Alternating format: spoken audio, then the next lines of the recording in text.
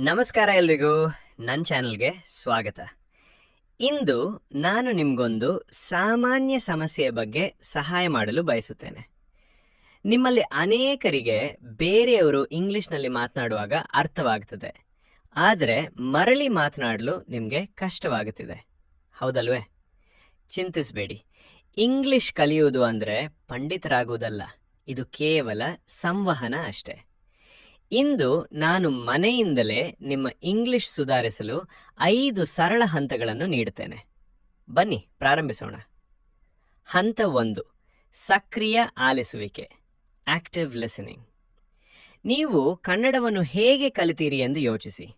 ನೀವು ಮೊದಲು ಪುಸ್ತಕಗಳನ್ನು ಓದಲಿಲ್ಲ, ನಿಮ್ಮ ಪೋಷಕರು ಹೇಳಿದ್ದನ್ನು ಕೇಳಿಸಿಕೊಂಡಿರಿ. ಟಿಪ್: ಪ್ರತಿದಿನ 15 ನಿಮಿಷಗಳ ಕಾಲ ಇಂಗ್ಲಿಷ್ ಆಲಿಸಿ. ಏನನ್ನು ನೋಡಬೇಕು? ಇಂಗ್ಲಿಷ್ನಲ್ಲಿ ಸುದ್ದಿಗಳು, ಕ್ರೀಡಾ ವಿಶ್ಲೇಷಣೆ ಅಥವಾ ಕಾರ್ಟೂನ್ಗಳನ್ನು ನೋಡಿ. ಆಕ್ಷನ್: ಅವರು ಪದಗಳನ್ನು ಹೇಗೆ ಉಚ್ಚರಿಸುತ್ತಾರೆ ಎಂಬುದನ್ನು ನಕಲು ಮಾಡಲು ಪ್ರಯತ್ನಿಸಿ. ಇದನ್ನು ಶ್ಯಾಡೋಯಿಂಗ್ ಎನ್ನಲಾಗುತ್ತದೆ. ನೀವು ಬ್ಯೂಟಿಫುಲ್ ಎಂದು ಕೇಳಿದರೆ ಅವರಂತೆಯೇ ಉಚ್ಚರಿಸಿ.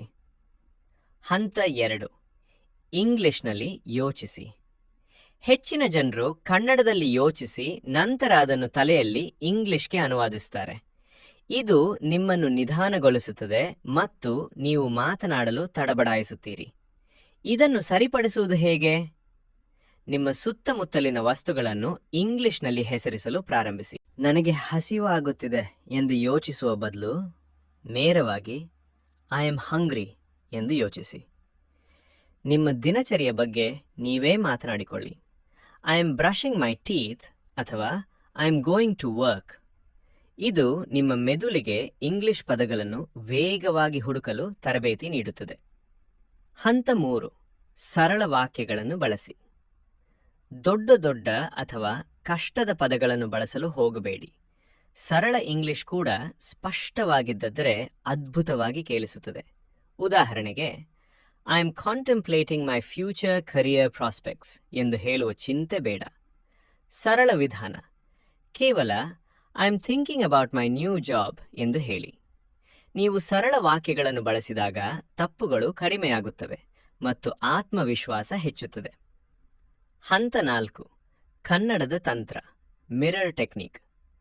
ಅನೇಕರಿಗೆ ಇತರರ ಮುಂದೆ ಇಂಗ್ಲಿಷ್ ಮಾತನಾಡಲು ಸಂಕೋಚವಾಗುತ್ತದೆ. ಕನ್ನಡಿಯ ಮುಂದೆ 5 ನಿಮಿಷಗಳ ಕಾಲ ನಿಂತುಕೊಳ್ಳಿ.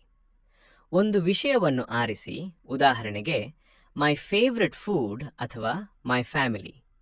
ನಿಮ್ಮೊಂದಿಗೆ ನೀವೇ ಮಾತನಾಡಿ. ನಿಮ್ಮ ಬಾಯಿಯ ಚಲನೆ ಮತ್ತು ನಿಮ್ಮ ಆತ್ಮವಿಶ್ವಾಸವನ್ನು ಗಮನಿಸಿ, ಏಕೆಂದರೆ ನೀವು ನಿಮ್ಮನ್ನು ನೋಡಿ ಮಾತನಾಡಲು ಸಾಧ್ಯವಾದರೆ ನೀವು ಯಾರ ಮುಂದೆಯೂ ಮಾತನಾಡಬಹುದು. ಹಂತ 5, ತಪ್ಪುಗಳಿಗೆ ಹೆದರಬೇಡಿ. ಇದು ಕಲಿಕೆಗೆ ಇರುವ ದೊಡ್ಡ ಅಡೆತಡೆ. ಇಂಗ್ಲಿಷ್ ಮಾತನಾಡುವವರು ಕೂಡ ತಪ್ಪುಗಳನ್ನು ಮಾಡುತ್ತಾರೆ. ನೀವು ಹೀಗೋ ಎಂದರೆ ಪರವಾಗಿಲ್ಲ. ಜನರಿಗೆ ನೀವು ಏನು ಹೇಳುತ್ತಿದ್ದೀರಿ ಎಂಬುದು ಅರ್ಥವಾಗುತ್ತದೆ. ನೀವು ಎಷ್ಟು ಹೆಚ್ಚು ತಪ್ಪು ಮಾಡುತ್ತೀರೋ ಅಷ್ಟು ವೇಗವಾಗಿ ಕಲಿಯುತ್ತೀರಿ. ಆದ್ದರಿಂದ ವ್ಯಾಕರಣದ ಬಗ್ಗೆ ಚಿಂತಿಸುವುದನ್ನು ಬಿಡಿ ಮತ್ತು ಮಾತನಾಡಲು ಪ್ರಾರಂಭಿಸಿ. ನನ್ನ ಬೋನಸ್ ಟಿಪ್: ನಿಮ್ಮ ಫೋನ್ನಲ್ಲಿ ನಿಮ್ಮ ಸ್ವಂತ ಧ್ವನಿಯನ್ನು ರೆಕಾರ್ಡ್ ಮಾಡಿ. ಅದನ್ನು ಕೇಳಿಸ್ಕೊಳ್ಳಿ.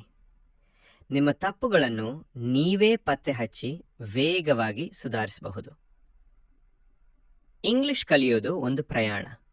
ನಿಮ್ಮ ಮೇಲೆ ನಿಮಗೆ ತಾಳ್ಮೆ ಇರಲಿ. ಈ ವಿಡಿಯೋ ನಿಮಗೆ ಇಷ್ಟವಾದರೆ ದಯವಿಟ್ಟು ಲೈಕ್ ಮಾಡಿ ಮತ್ತು ಹೆಚ್ಚಿನ ಇಂಗ್ಲಿಷ್ ಪಾಠಗಳಿಗಾಗಿ ಸಬ್ಸ್ಕ್ರೈಬ್ ಮಾಡಿ. ಮುಂದಿನ ವಿಡಿಯೋದಲ್ಲಿ ಸಿಗೋಣ.